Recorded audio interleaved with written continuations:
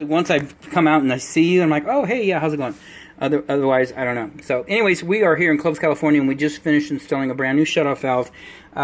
So we have a local big box store, not going to mention their name, came out and said, hey, this valve doesn't shut off, and we're not going to work with you on this one.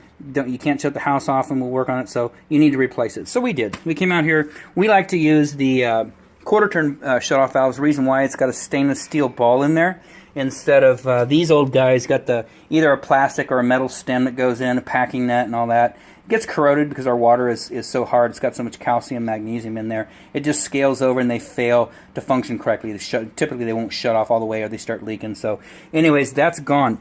This one's for iron pipe.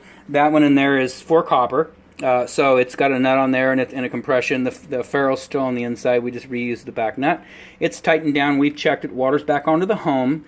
So that's good. Hose is tied back in temporarily. They're going to be replacing this dishwasher with a brand new one, which means we warrant the installation of that valve only until they replace this dishwasher. Once they do and tie into that valve, that's their work. The valve's still ours, but tightening those things down. If you over tighten them, you squish that rubber out of there, or you tear it, and then it begins to leak. And typically when you've left your home for the holidays or something, it starts leaking real bad. So hopefully none of that happens. We're going to leave it now to the pros at the big box store to come in and get the rest of this taken care of.